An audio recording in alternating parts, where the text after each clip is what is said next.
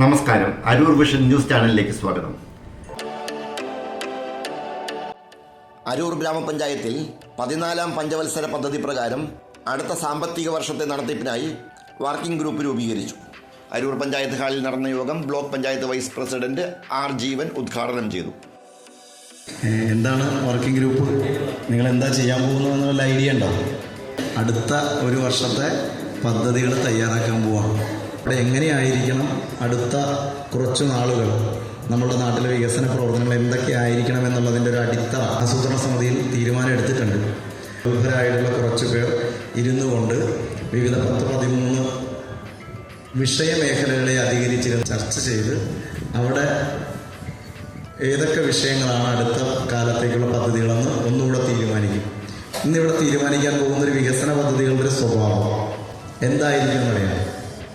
സ്ത്രീപക്ഷ വികസന പദ്ധതി ആയിരിക്കണം അടുത്ത വർഷത്തേക്ക് നിങ്ങളിൽ നിന്നും ഉണ്ടാവേണ്ടത്. പഞ്ചായത്ത് പ്രസിഡന്റ് അഡ്വക്കേറ്റ് രാഖി ആന്റണി അധ്യക്ഷത വഹിച്ചു.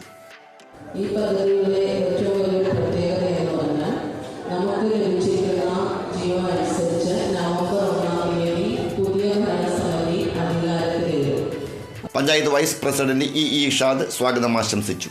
വികസനകാര്യ standing committee chairperson Seenath Shihabuddin, block panchayat member Mary Dasan, ക്ഷേമകാര്യ standing committee chairperson Ambili Shibu, ആരോഗ്യ വിദ്യാഭ്യാസ standing committee chairman Noushad Kunnel, ആസൂത്രണ പദ്ധതി ഉപാധ്യക്ഷൻ CN മനോഹരൻ, മറ്റു പഞ്ചായത്ത് അംഗങ്ങൾ, panchayat secretary Sindhu Eshwar, working group അംഗങ്ങൾ തുടങ്ങിയവർ സന്നിഹിതരായിരുന്നു.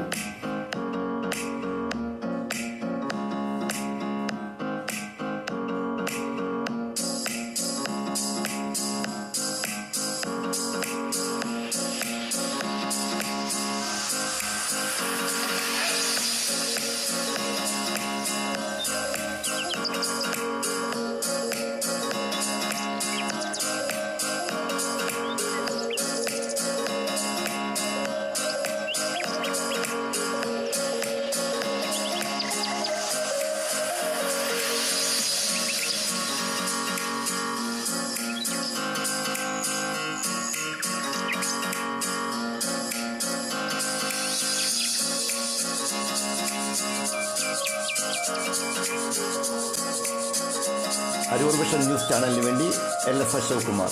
നന്ദി.